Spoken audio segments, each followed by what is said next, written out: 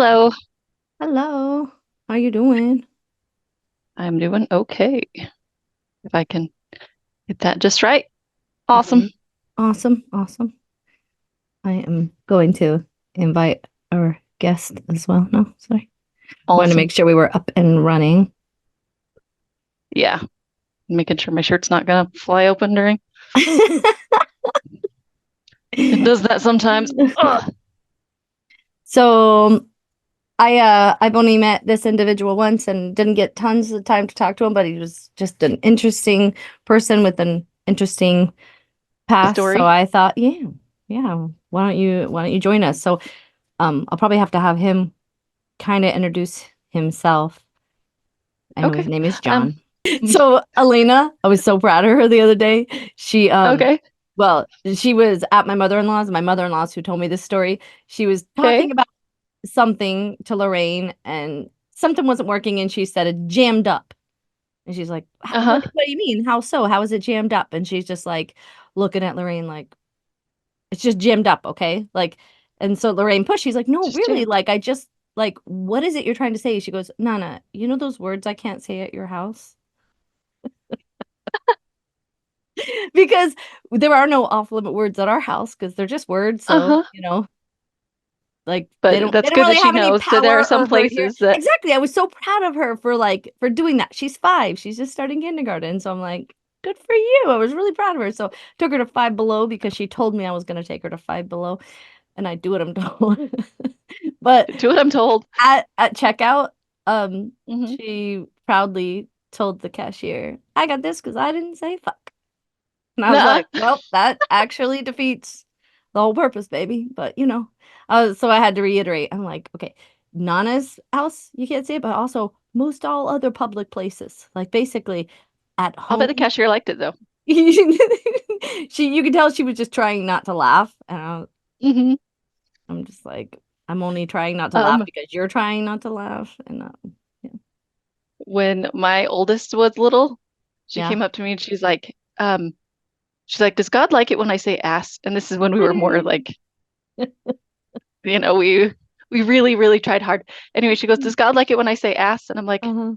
not really. And so she's like, does it make him happy when I don't say ass? I'm like, sure. She's like, well, here I am not saying ass and making him happy. I'm like, yeah, I remember you good telling me job, that. sweetie. So good. There's Hmm. the way their little minds are trying to figure it out because she will keep Yeah. asking me. She's like, "So why is it I can't say?" I'm like, I mean, literally just words that people don't like. And they make people feel a certain way. So, out of respect for like the general population, there's certain words we don't say there. However, at home, Hmm. I don't care You can about say that word. whatever you want. I just like for me, it's a colorful little like bit of language that I honestly enjoy. And also, I struggled with it like kind of having a power over me because cursing was bad and it was so long that like when it Oh, it was was used on me and at me, it kind of shut me down. And I'm like, oh, devastating. how can I have these words have such power over me? So like maybe Yep. if they don't have that power over my kids, they won't be able to be used in that way. Yeah, that's true. That's very true. I I don't know. I'm remember trying. Maybe I'm overcorrecting, but I don't know. They're I just remember words. yeah, after I first started driving, I accidentally cut a lady off because I was really bad at driving. And this was like this little old grandma, and she flipped me off, and that like crushed my soul. Like it hurt. You know what I mean? So like it's just a finger, and she was just mad, and rightfully so, because I was an a-hole. But You know what though? That more had to do with her because some days I'm like, "Ooh, I get it," like we all make out, and other days I'm like, "Fuck you." You know what I mean? So it depends on where she was at in what place. yeah, Yeah, because we all make those mess ups, and sometimes I am more forgiving than others because I know right. nobody's freaking perfect, and as long as an accident didn't And happen, just be grateful and move on. yep.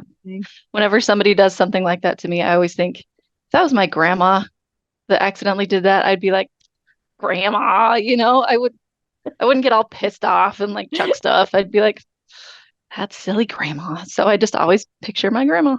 Yeah, it's a good tool. I like it. Yeah.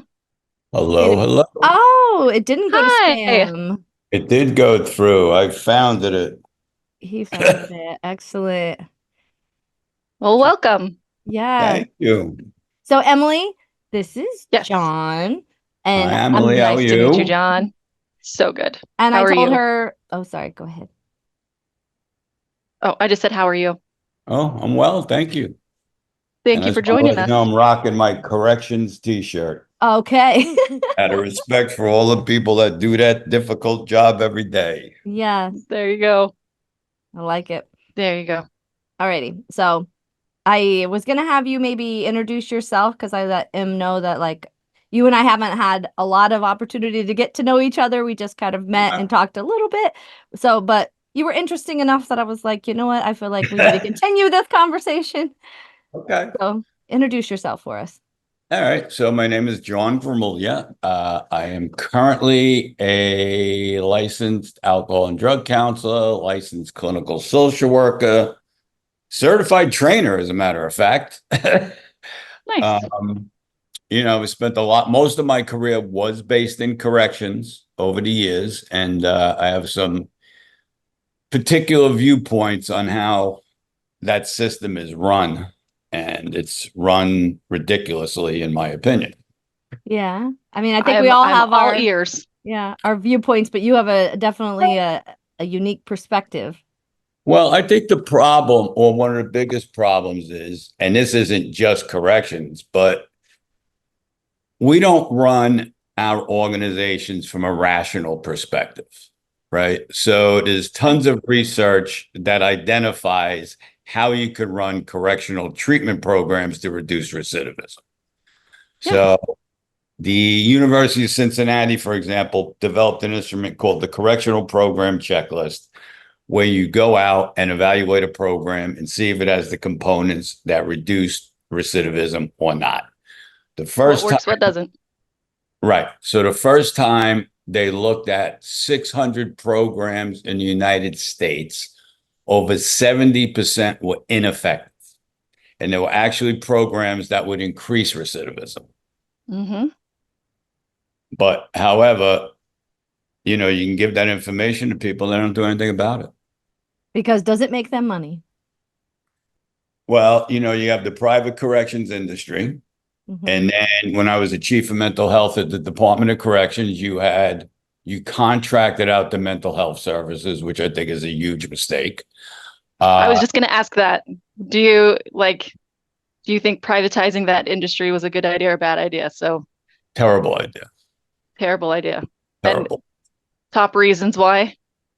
So one, what happens, so I actually left the department in Vermont as a whistleblower. Yeah. So one of the things that happens is a lot of these companies donate a lot of money to political campaigns, which then buy them influence. So when I left in Vermont, I mean, there was specific things. So it wasn't like my opinion versus their opinion clinically. There was one thing in particular where the company was supposed to have done 21 trainings for correctional staff on how to deal with clients with mental health issues. And at that Yeah. point of the year, they did one. So I would send them emails saying, hey, contract says page 5, paragraph 6. And they'd basically be sending me emails back. Yeah, we know, but screw you. We ain't doing it. Yeah. And ultimately, I met with 3 state senators. I had the commissioner in the department sitting next to me lying to them when I would have to sit next to her and say, I have to respectfully disagree with the commissioner, which, she runs the department. And those senators could care less. Also, the state order, nobody cared. Nobody did nothing about it. And my suspicion, I don't know for a fact, but my suspicion is those companies donate a lot of money to political campaigns. Well, Uh, yeah. I have heard similar things. Yeah. So Yeah, yeah, no, I I think think, you're yeah. I mean, let's face it, they're huge multi-million, billion-dollar companies, whatever they are. They got a lot of money to throw at campaigns. hmm And I've worked for private companies. Actually, I worked for a private company in New Jersey. I think we did a pretty good job, actually. But, I know they would donate to both sides politically. So if they gave Yeah. the Republicans money, they give the Democrats money. They win either way. They're good either way. I Yeah. mean, They're still sitting pretty. Fair to Buy- say they're both just different sides of the same coin. Yeah, they just buy the influence. That's all. Yeah. Well, the hardest thing for me when I think about this is that you've got a really vulnerable population of people who are really struggling. Hmm. The all the people in these programs, and they're not receiving the help that they need. They really, really need some help. And there are ways that help, and they're just kind of pushed through a system that doesn't work for anybody and Yeah. cast Well, Well, to the the problem side. is it does work for somebody. It's just you have to acknowledge that it works for somebody and it's hurting others, and we shouldn't continue to allow it. But then what in the world Mhm. can you do? well, one of the things, so I've worked in corrections, either for corrections or with corrections in New Jersey, Massachusetts, New Hampshire, and Vermont. And so while the population is disproportionately minorities, what's Mhm. true, I think, across all the populations, it's people from lower socioeconomic status. Because in the Yeah. United States, justice has to be purchased. If you cannot purchase the right legal defense, you're screwed.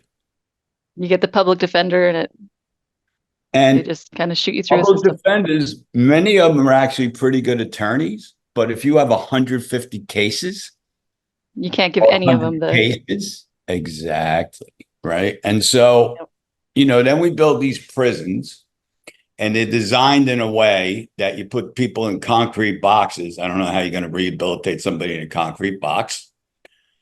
And I would personally, this is anecdotally my experience, I'd say that 80 to 90% of the people in prison do not belong in that kind of physical environment.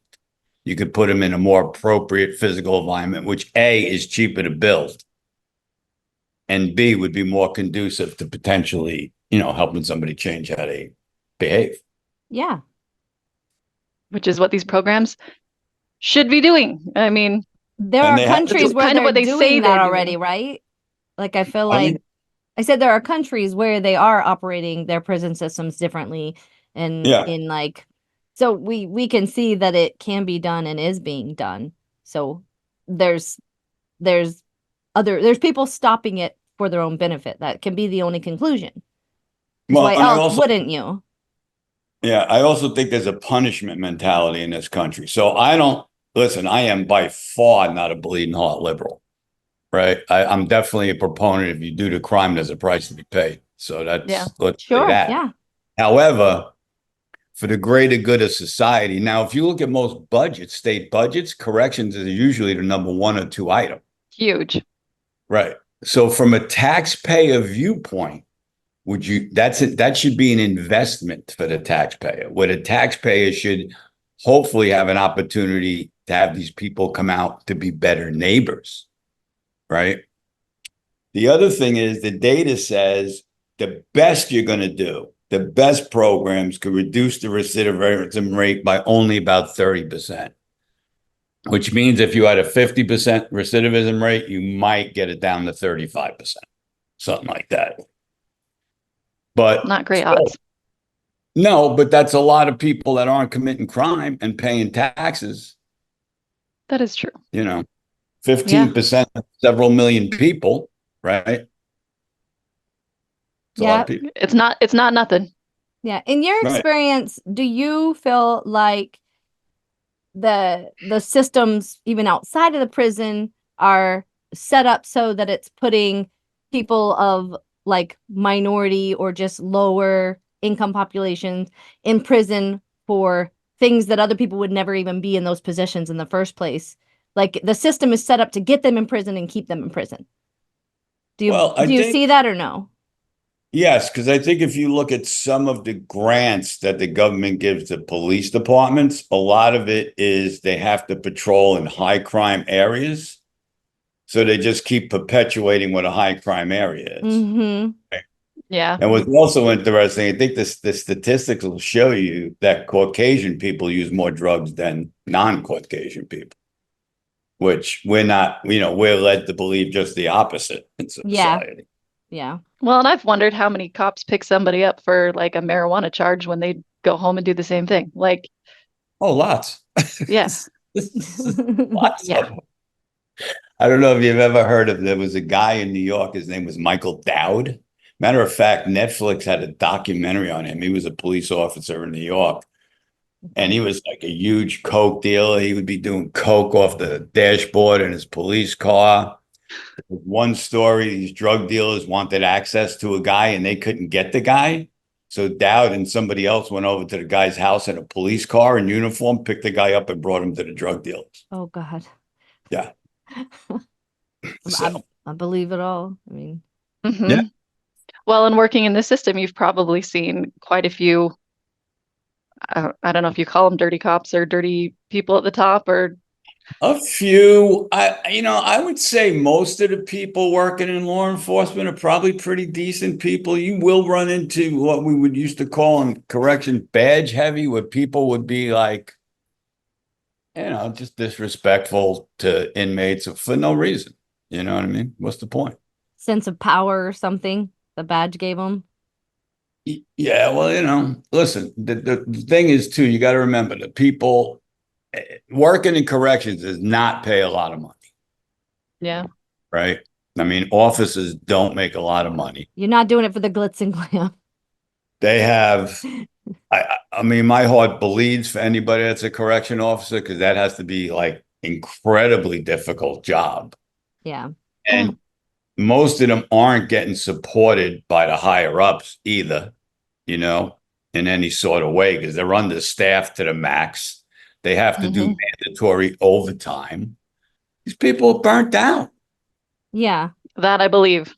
That I definitely believe. I mean, we see it in every industry, really, that they try to do as much with as little people as possible. So nothing's fully staffed, nothing's fully running. They just keep pushing for more and more.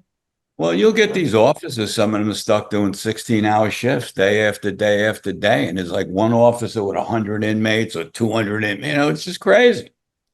That is crazy, especially when, And you saying from the inside that like that a lot of them aren't benefiting from being there in the first place.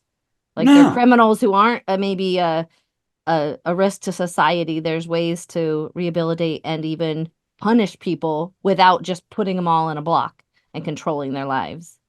Yeah. And again, the thing people don't think about, this is squandering taxpayer money, Yeah, for right? sure. Oh yeah. I mean, so the average person who says, lock them up, throw away the key, you're paying for that. It's not just that easy. Wouldn't you prefer we lock them up? Potentially the guy could come out and pay taxes and help you out. That would seem to me to be the better approach. Now, Yeah. be a good member of society and People right. are made to be afraid though of anything they don't understand, and they think they're better than somehow. They Right. don't get that they probably have way more in common with way more people in the prison system than they'd realize. They just And, one bad decision, just what they could have been one bad decision away from like a similar fate. You know what I mean? A lot of us have gotten lucky. A lot of us haven't accidentally gotten into an accident that hurt somebody and then sent you to jail, or people all the time are what's it called when you're not like fully drunk, but you're like, they call it some tipsy. type of driving, like tipsy driving or something, which I think is stupid myself. Buzz. And I've never done it, but I know that people do it and and it's just a matter of whether or not they cause an accident or not. You're not necessarily better just because you didn't get in the accident and go to jail. Yeah. Circumstantial. Yeah. I got a friend of mine right now doing 8 years because he killed two 15-year-old kids in an accident. Yeah. And that sucks. And he shouldn't have been driving drunk. Like he did a bad thing, but there's other people who are doing it all the time, and it doesn't make him like necessarily some, I don't know, a horrible person and danger to society. Just yeah, exactly. sucky decision. What one time? Yep. Yeah. I mean, I think that's the point, is that most of the people in prison, or a lot of the people in prison, could come out and be productive members of society if we conducted ourselves differently. Yeah. Yeah. And then the other thing we know, right, with data and research, is punishment doesn't change anybody's behavior. Yeah. Positive reinforcement is a way to change behavior. So Education, if you build a teaching people. system where you reward people for good behavior, chances are you're going to get more good behavior. So one of the arguments I always got in corrections when we tried to implement positive reinforcement, I was able to do it a few times. Well, they should be doing that anyway. And my response to that is, well, if they were doing that, they wouldn't be here. So we should probably reinforce them doing the right thing. Yeah, yeah. Mhm. A little encouragement never hurt anybody. Not at Right. all. Yeah. No. Well, going back just a little bit, so you have these privatized correctional facilities. Mhm. Do you feel like because they're privatized and they're making money that they have less of an incentive to rehabilitate people? Do you think it's more lucrative to kind of keep people in the system, or do you think they're really trying with just the wrong tools? Well, I think with the privatized places, I don't think most of them even have much for rehabilitation. Yeah. I think it's just they stack them like cordwood. You get so much per bed per day, and that's it. Hmm. And then the other thing is they hire people at a really low rate. And so you tend to have people in those facilities more willing to smuggle things in Yeah. because they're making less money. And then you've got your captive, I was going to say audience, captive people who are your target market. Yeah, That yeah. makes Oh, yeah. sense. Oh, well, listen, what I just saw something today. It was, I guess, in the UK. They just had a bunch of inmates, like 11 or 15 of them end up overdosing. I mean, there's tons of drugs in jail. Tons of drugs in jail. Yeah. That's I mean, crazy. I learned that from Orange is the New Black. Just kidding. That's a Well, and um the other thing that I think is a bad thing that they're doing, and I know there'd be a lot of people that would, you know, refute what I think, is these Suboxone programs in the prisons. what is that? What's that? So, Explain. yeah, so Suboxone's like the new methadone. Hmm. Okay. So it helps people that are sort of withdrawing from heroin or whatever. And Okay. then they start giving them to them in the system. Now, this is anecdotally, but I heard it from a really good source. Somebody was saying there was so much that they were giving out in the prison that the inmates were mailing it out to sell it. Oh gosh, Yeah. they were creating an industry Ah, within the prison. oh God. Yeah. Yeah. Now, the only way I would say that that makes sense is if you had somebody that was on prescribed Suboxone in the community, went to jail, maybe he was going to do 30 days, 60 days, a short time. You might want to keep him on it so when he goes out, he's on it. But Yeah, people are doing a long period of time. This is their chance to get off it. What are we doing? right. Yeah. Again, taxpayer money. We're spending all this taxpayer money. For Yeah. what? So then you know that Suboxone or whatever is in there lobbying saying, hey, you need to have this in here so that they're getting it put into prison because they make money off of it, right?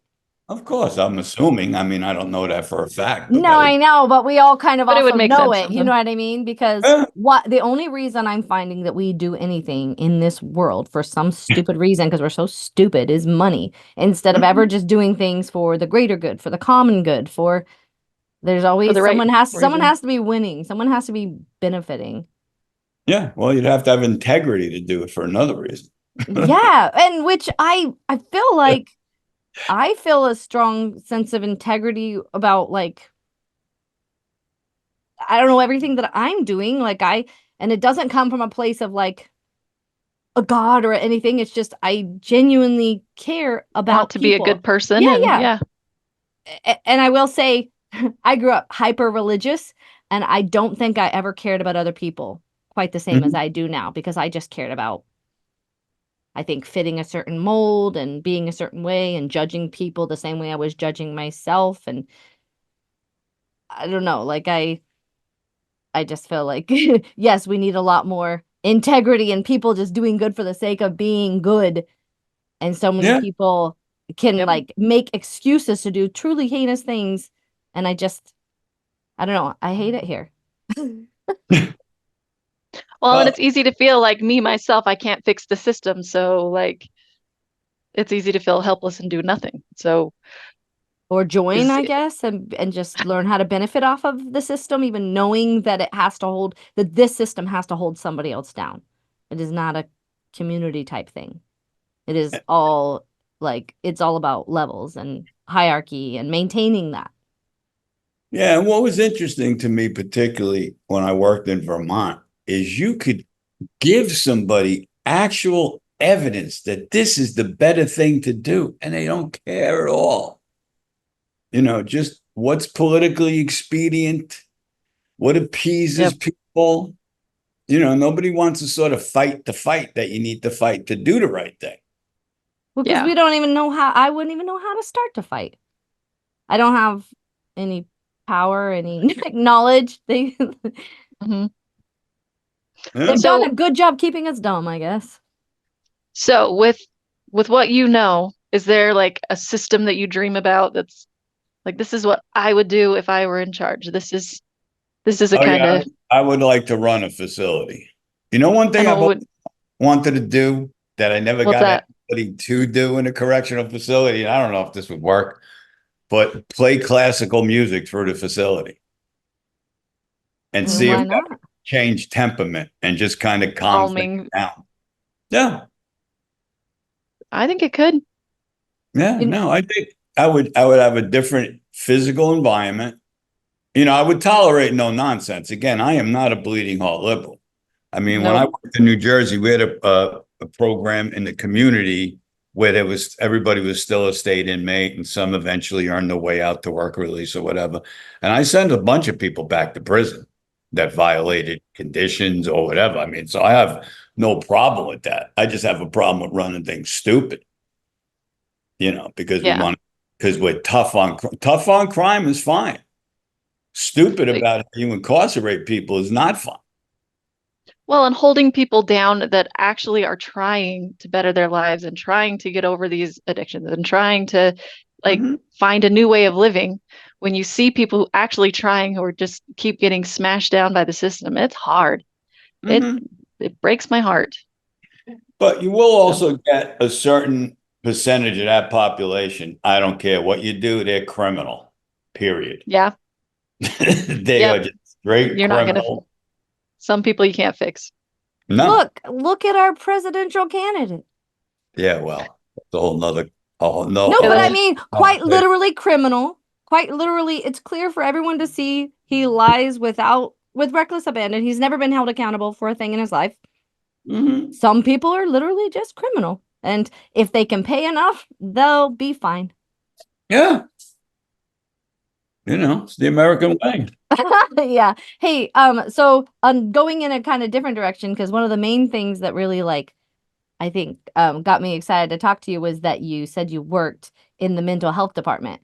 And my first thing that I said to him was like, I'm honestly just shocked that the correction facilities have a mental health department because I didn't know that they, Hmm. I don't know, cared or whatever. So how was that implemented? Did you see them as patients? Like, what did that mean to be in mental health in a corrections facility?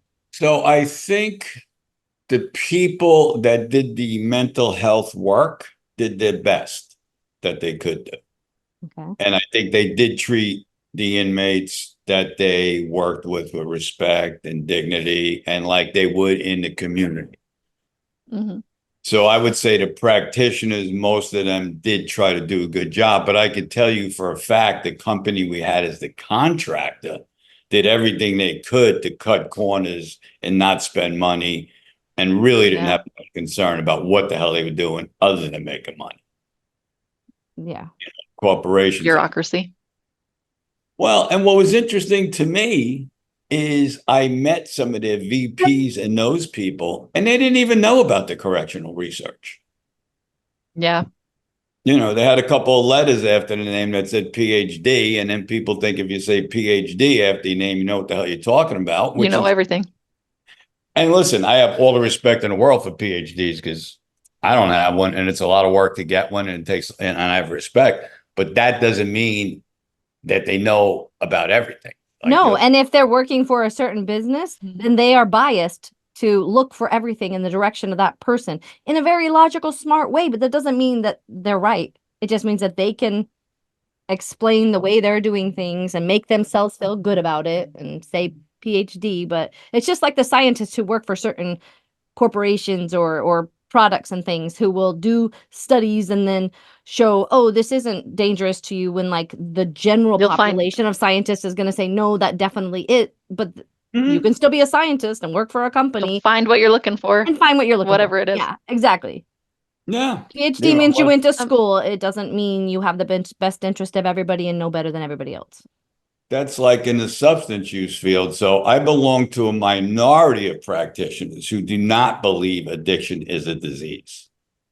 And actually, there's a gentleman called Carl Hart, Dr. Hart. He's at Columbia University. He wrote a whole book called Drug Use for Grown-Ups. And he's through research proven it's not a disease. However, SAMHSA, I think, or the National Institute of Health, one of them fund about 90% of the research on addictions, Mhm. and they like to call it a disease. So guess what? Yep. We're going to call it a disease now. But, there's a lot of data that proves it's not a disease. And if you look at Yeah. other data about addictions, more people quit with no help from anybody, no rehab, no counselor, no anybody. They just decide I had enough and quit. So I think that leaves a lot of credence to the fact it's not a disease. Like, for instance, I had My cancer. husband would agree with you. Yeah. I could not quit cancer because it's a Yeah. disease. There was no way to Yeah. quit cancer. I wish I could have quit Yeah. cancer. I think that the disease is mental health, though, and the drug is self-medication. You normally look behind the drug Uh, and they're trying to numb or change something. Because if you're happy with and content with everything going on in your mind and your life, you don't reach for that. But that doesn't mean you have a mental health diagnosis. True, because we all have mental health issues. I think the reason why it appealed to me so much is because, like, me and Emily have both went through some pretty significant things with our husbands and their mental health, and even our own mental health. Mhm. And like growing up, it was always, it's like it was like this thing that you didn't talk about. You know what I mean? Like it meant you were crazy.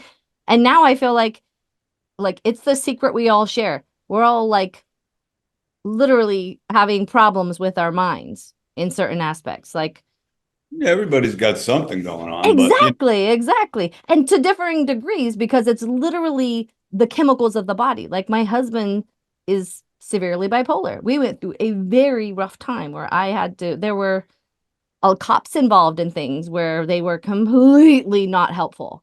Made the Mhm. situations so much worse.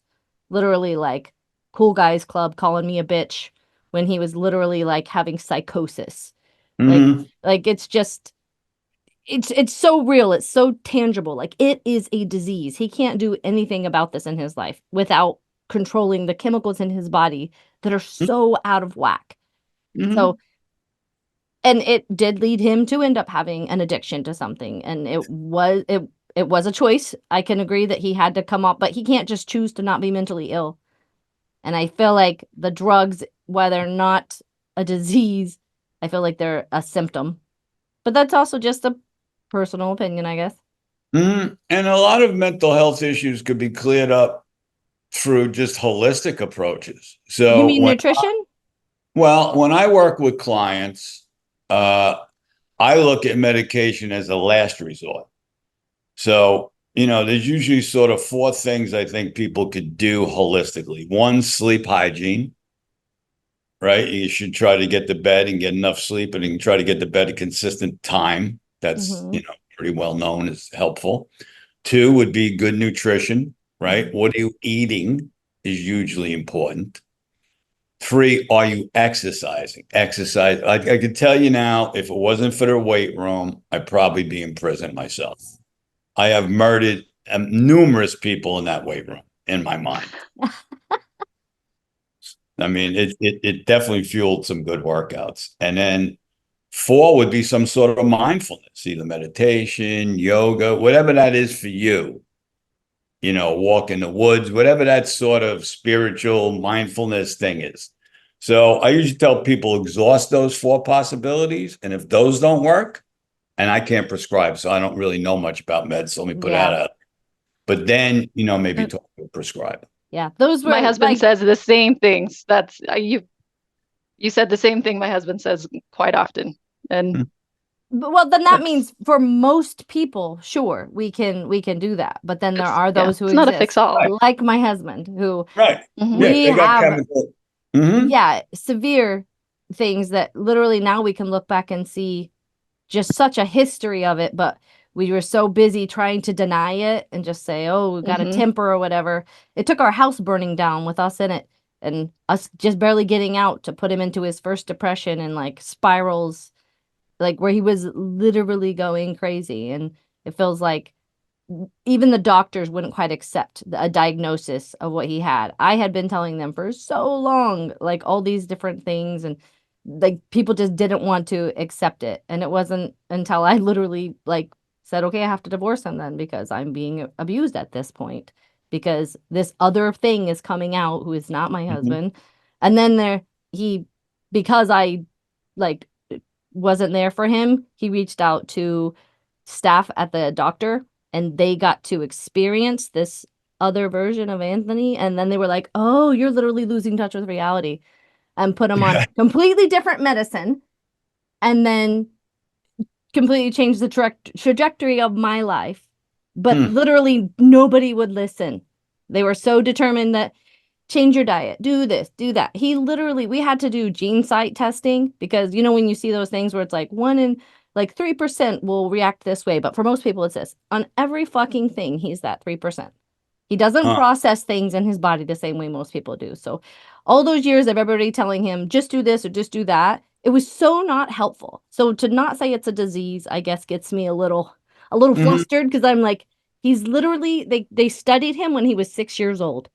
He literally has paperwork saying he's not crazy. He's a genius. And he Mhm. is very smart, but he also literally is wired and just twisted a little wrong internally. Mhm. So Yeah, how do you, the substance use part is not a disease. that's all. Yeah. So he eventually did end up with a substance use problem, Mhm. but it was medicating, trying to just find a place that he wanted to continue to live because he didn't even want to live. Mhm. But if like a correctional facility had tried to treat just the substance abuse part of that, they'd be barking up the wrong tree. You need to actually fix The mental health part of it. the Yeah. problem that Which he is does why I have. was so glad for you to say that there was mental health happening in there because like you could say that Anthony acted in ways that would have been, just like he's clearly he has problems, but he didn't really. He was quite literally going through psychosis. Mhm. And now it's been years without like he's medicated, he's normal, he works a high level position, he you know what I mean, like there's a way out, but you have to accept that that is real and that some people, like, he just knows he will literally forever be on medication Mhm. to keep his brain from separating and becoming another person. Well, and I think now too, because I've done a lot of work with adolescents too, Mm-hmm. uh, and the adolescent system in this country is demolished. It's crazy. I It's mean, it's rough. what they tolerate from these kids is mind-boggling to me. Yeah.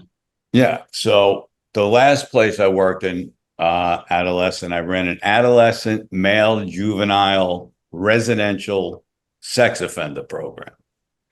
Oh, So it was all juvenile sex offenders. And what happens is the state, so these kids do whatever they do, the state gets involved. And as long as the state can find them a bed, they don't care what they do there. So when I ran a facility, if you assaulted a staff member, you're out. I don't care what happens. I'm not asking a staff member to come back tomorrow and think it's okay that you punched him in the face the day before. We're not having it. uh-huh. And the state Doesn't would get work. mad. They would get mad. They didn't want to move him because then they have to find another place for him. So they tolerate all. I mean, there's places where kids can punch staff in the face. Nothing really happens. It's crazy. That is crazy. And then they give What them the leads a kid to be that way though? Because I don't think that's nature. Oh, some of them have really rough upbringings. The things that some Exactly. kids have experienced are Some things you do. wouldn't wish on your worst enemy, and are just some are just assholes. I guess. Yeah. I mean, listen, a lot of sociopaths floating around in this world. Don't be Yeah. fooled. If No, you I want to, know. if you So want to read it's a good book, read The Sociopath Next Door. Sometimes I think but I'm the is it going to scare sociopath me? because I think so differently than so many people that I'm like, maybe it's me. Maybe I'm the Yeah, sociopath. but you're not like contemplating the death of your neighbor or like No, no, I'm not. But torturing puppies. Like, no, not at all. Well, No, what's interesting about that book I just told you about is none of the people are criminal. yeah. So the woman looks at, I think, several case studies of just these people that they're sociopaths, they're not criminal. So they just run around tearing people's lives up in various ways. oh my God. Plenty of them around.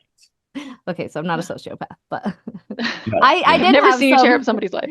I did have some interesting experiences though with like juvenile delinquents because my mom and dad did foster care and proctor care for like troubled teens Oh and God. yeah, so I had a lot of foster brothers and foster sisters who had been in trouble and stuff. And I think that it was pretty crazy for me to see because I was like probably seeing them in their first stable home environment ever. And they would be, little shits. One of them hit my sister. What you know what I mean? Like, but they were literally just kids. And now looking back and looking at my own children and stuff like that, like they were like I can't think that they were bad because they did bad things. You know what I mean? Because like I knew these people. They were It was like kind of circumstantial. yeah. A lot of it was circumstantial. And then when everybody continues to treat you a certain way, eventually you just fucking become that way. Because when I had all of those foster brothers and sisters, I was also very Mormon. I had never kissed a boy. I had never smoked. I had never drank. I'd never done anything. But the rumors about me that would circulate because of the people who were in my home, people, yeah. And I'm like, and sometimes Mhm. honestly, it made me want to be bad because I'm like, if you're gonna fucking treat me like this, I should do something to you. You know what I mean? Mhm. So imagine these kids being told all the time. Number one, you don't have a consistent space and like you're fucked in the head or whatever and they're passed around from place to place and it's always their fault. It's like you are creating them to be a criminal because you're telling them what they are, who they are, what they can be. Like, Well, the one thing, and I would tell these kids this, because I was not easy on those kids, nor would I ever be easy on kids like that, because I would tell them, I say, all right, you're 16 now, right? Everybody's letting you get away with stuff. When you're 18, you go in front of the judge and you say, oh, I have Not trauma. You taking know it what easy. they're going to say? You're yeah. getting 10 years anyway. I don't care about your trauma. You committed Yeah, the yeah. crime. Well, that's Hmm. tough love and I think tough love is important, but I think like treating them like a child is also important or like they still can learn and grow and not just be Of course. pigeonholed, Giving, not being pigeonholed into a criminal. Of course. Yeah, no, I agree with that. But they Yeah. got to earn it. That's the thing. You got to make them earn everything, especially in those kind of environments. You want to bet, you want a benefit, you want some privilege, you got to earn it. Yeah, No, you could say that, but then they'll look on TV and they'll see people like that swimmer who raped that girl and left her behind the thing in California, whatever, Brock hmm. Turner, whatever. Um, mhm, Yeah. did he learn? Did he earn anything? Or is he just a fucking rich white kid? So probably. that's all he is. So to tell people you just got to learn, you just got to earn, no, we have a hierarchy, we have a problem, we have a system. And yes, you are in a shitty position, but like it shouldn't all be on them to just have to get better. I don't know. I don't know. I Well, don't it shouldn't all have to be on them, but at the same time, the problem with what you just said is not that we should give everybody the leniency that Brock Turner got. Brock Turner should have freaking got the book thrown at him. yeah, and So he never it's, did, and he never will, and no will any other I know, person so he'll like probably him. be an asshole the rest of his life. But Yeah. um, we need to, I like the earning mentality because it also, like when you earn something, I don't care who you are in a correctional facility or the richest person in the world. If you earn something, really, it means so much more to you than if you're just given something. Period. I mean, it increases your own knowledge of your self-worth. I do Like, think Well, that is very true. I also think, though, that, like Maslow's hierarchy of needs, so many people don't have their basic needs met that they mhm, can't even yeah, think like that. They can't think next step. All they're you doing is definitely have to be surviving. able You to. have to give everybody survival things to be met before you can ask them to now think forward from that. but the Yep. other thing is with those type of kids, generally a lot of them aren't going to have a good family to help them do that. I So they're going know. to have to learn out of the gate. I got to learn everything myself because I don't have that support. I know. Hmm. Which is what makes me want to do foster care when the girls are out of the house because I don't Yeah. have the space or the room to do it until my own kids have grown. Well, going back to the mental health just a little bit, one thing I worry about in systems like this is the people who are actually working and trying, I assume that most people when they're going into this field, they're like, I'm going to do some good. I got this. I've got the training. And you get in there and you see some of the worst things that the world has to offer and kids who have been treated really badly and people who have just made horrible choices and people who have made horrible choices for other people. And it has to weigh on you so heavily. I think it's almost something that you would have to do short term and have breaks from as a worker so that it Well, doesn't kill you mentally. Is that so this is interesting. When I remember my first sort of job was with adolescents, my first full-time job in the career. And I was just like an aide. And I remember thinking to myself, you know what? These kids aren't getting better because these people don't know how to talk to them. I'll help these kids. And after I realized, oh, nobody knows how to talk to them. Okay. So I think one of two things, and this is what I do, is I'm responsible for the process, but not the outcome, right? hmm Because I Yep. can't make people do things. The other thing that happens over time, you become very desensitized. So in a Yeah. prison system, you can't carry a pen that clicks because they could take the spring and make a tattoo gun. So you could only carry a stick pen in a prison. And I'll grab a stick pen for a second. So they're controlling the ins and outs of the stick pins, but not the drugs. Correct. Yep. Well, they try to control the drugs. But anyway, so I would walk around with my pen like this in my hand because I would get really complacent. You'd be almost, walk around prison like somebody walks around the park if they do it every day. And I would have to hmm walk around my pen like that instead of in case somebody tries to stab me, I could defend myself. The keys in the hands when we go to our car. Yeah, yeah. You learned to be like a woman in everyday life. Right. Yeah. Well, yeah, I We've guess. always been taught to, be on the defensive. Be ready. Yeah. It's Yeah. coming. But you get very desensitized to it, you know. And Yeah. obviously boatloads of dark humor, just like if you work in a hospital, same kind of dark humor, Yep. right? Uh-huh.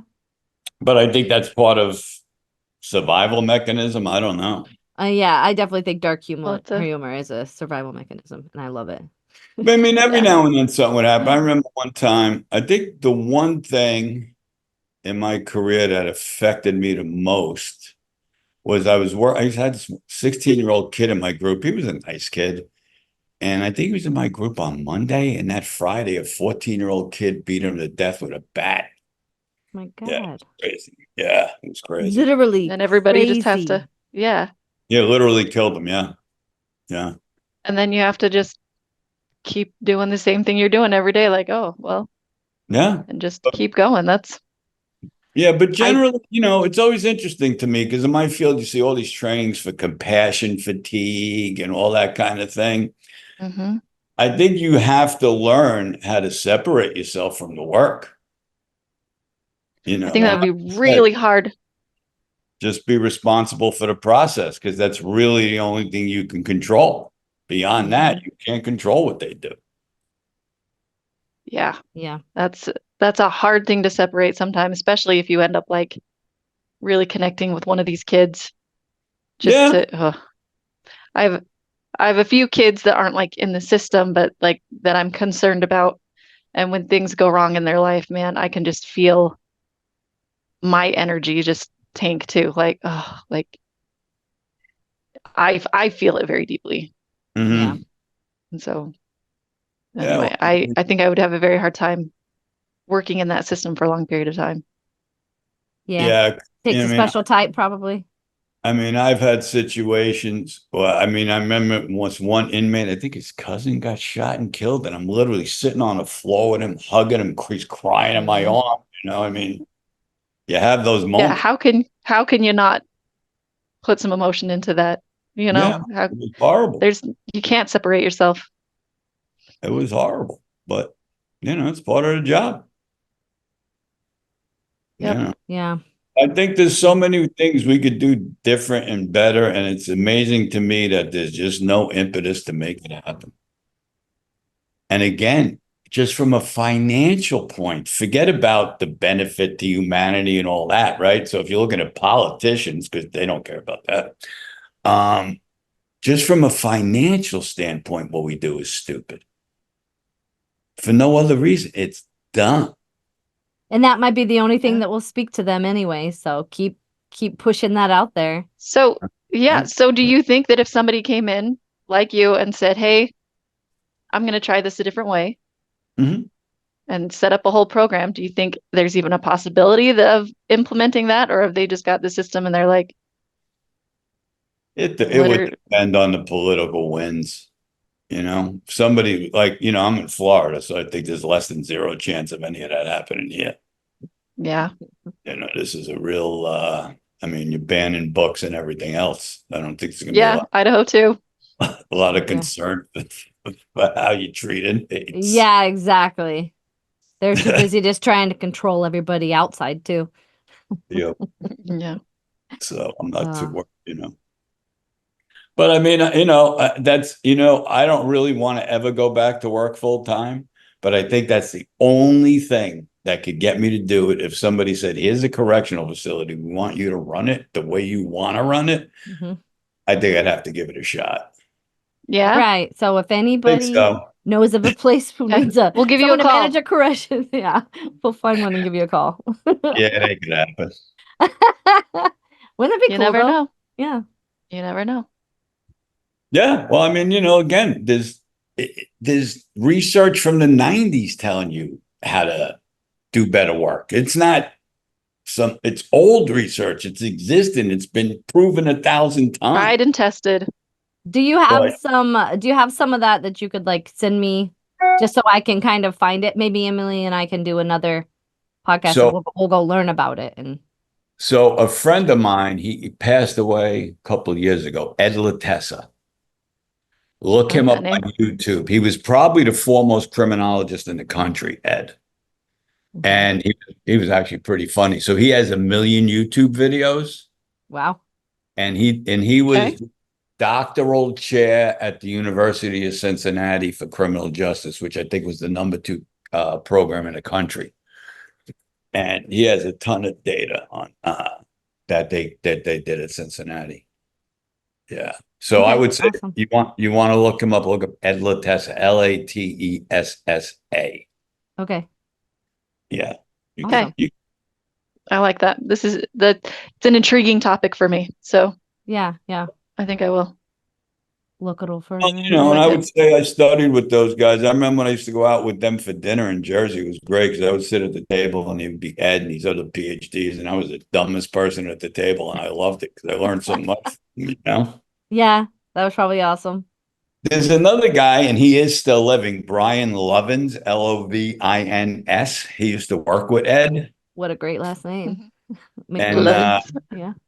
he's a lot on LinkedIn. He might actually be a guy you could contact. He might do this with you guys. I don't know. Maybe teach us something Oh, else love it. about. Yeah. I think he's the president of the American Probation and Parole Association now or something. Something Okay. like that. So Brian's a big deal. Matter of fact, I learned a lot of stuff from Brian. Awesome. Yeah, Lovins, Brian Lovins. All You right. might be able to contact him. He might do it. If you do contact him, tell him I sent you. I sent you his way. Or you'll just have Awesome. to come back I on and like it. then we can all, go from here and talk further with him. Yeah, that'd be Who cool. knows? Yeah. Yeah. Awesome. Well, is there anything else that you wanted to say that you didn't say? Uh, yeah. I mean, one other thing I would like to say, just from like when you're a clinician now, one of the problems with the whole mental health system and the billing is you have to give people diagnoses. And so many people don't actually meet the criteria for a diagnosis, but you can't get paid without it. Okay, so we're getting Interesting. into basically the insurance aspect of it. Yes. Well, so for instance, I mean, let's just say, I don't know, something happened terrible and you felt depressed for a couple of days or whatever the hell it was. You wanted to talk to somebody. You should be allowed to do that without somebody having to slap a label on you to get paid for it. Yeah, Yeah, I agree. Just Especially, super agree. and it goes into your medical record. Yep. It's terrible. yeah, It's ridiculous. it is terrible. And that could send us on a And whole fall other yeah. Because I rabbit hole because that's yeah, the 100% right. yeah, and I despise healthcare for profit. We just need to care for people again. Like I know that I'm not saying profit is bad, but everything is motivated by profit now. Even like how our health is taken care. Oh, That's yeah. ridiculous. Yeah, no, it's ludicrous. It is. We should have free healthcare. I agree with that. Yeah. And I'm going to be someone who would be working in that. I would like to like just do more or maybe even do less for more patients, Like right now we do everything for the people who can, who can afford it. So we do Right. everything. We're checking, versus where I would literally just like to see more patients with less time, but giving them all some time working on, and Giving everybody a little bit. if I didn't have to sit there and like treatment plan and diagnose, and I could just go in and say, hey, this is what's going on and start working on it for the, Mhm. just you get my time and I'm going to deal with whatever is wrong with you instead of like, let's find your diagnosis. I don't know. It's just so convoluted and stupid, and Well, it's some of driving that, good people out of healthcare.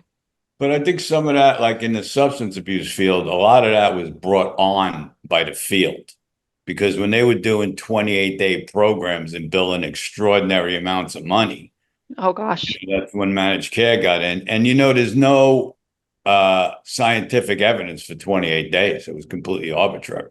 That's what Yeah. insurance pays, so that's what the programs were. Yeah. More They're so expensive and they're so like Yeah. But making such a decisions crazy based system. on an insurance company, not what actually makes sense. It's like right. it's so fucking stupid. Money. Yes. Sorry, Im. I feel like I was cutting you off there. You were gonna say Not something at all. about You're it's just great. so I'm just freaking listening. I expensive. feel like I haven't. Oh yeah, I just that it's really expensive. Those programs, when I've looked into them. Mhm. They were incredibly expensive. That Yeah. was many years ago. Yeah. Well, a good one free online is Smart Recovery. Smart Yeah. recovery. Okay. Smart Recovery, really good. All right. Well, People I will that bought start it sharing many that then. moons ago. Yeah. Smartrecovery.com, I take it? .org. .org. .org. Smartrecovery.org. Yeah, they Okay. got free online meetings, but it's totally different than AA or NA. It's really based on rational thought and science. Not that, listen, AA and NA got their benefits. So I have nothing bad to Yeah. say. Just But if talk. you're looking for something a little different, that might Yeah. be Yeah, the alley to go. yeah, much different. Yeah. Awesome. Yeah.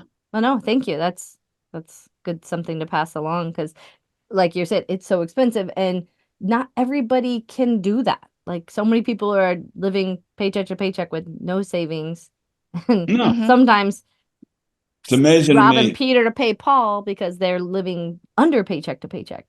It's amazing to me in a Yeah. rich country in the world, you could be sick but not get help because you don't have Yeah. insurance. It's There's a crazy. lot of Yep. amazing things here. There are actually, but what's crazy is there are actually also a lot of amazing things here. Me and Emily were actually going to do our next podcast was going to be about the things that are good. Trying to look for some positive, like these are good because I Excellent. know there are really good things too. It's just that we also have to acknowledge there's a whole lot of shit that like we've been doing a long time just because it's the way it's been done. And we got to stop Mhm. being so stupid. We're being so Yep. stupid. We got to be rational. Yeah. Let's start with rationality, science, evidence, and let's base decisions on that and If put the emotion only. Yes. If aside. only. If That only. would be so great. I Yeah. would take that. Me too. Yeah. And that's coming from a bleeding heart liberal like myself. There you go. All right. And I'm somewhere in the middle. Yeah. Yep. And it's awesome. All right. Well, I guess Well, this has been really, yeah. this has been really interesting. I feel like I haven't said anything. I've just kind of been like listening the whole time. Well, But thank you. it was really informative. I like it. I appreciate you guys inviting me on. It was fun. Yay. Yeah, Awesome. it's really fun. All right. Well, I have to have you back sometime. yeah, All right. definitely. And I'm gonna look up those gentlemen and the YouTube and whatever, and Yeah, maybe we'll anytime. do this again. You know. Awesome. And I'll All let you know right. when we open a facility and you can come run it. I'd love to. Awesome. Okay. I like Bye, it. guys. Bye, ladies. Okay. Bye. Love you, Thank Em. you. Lilos. Love Bye. you. Bye. Subscribe up there. Subscribe. There's a subscribe up there. Okay. Like the button. Okay.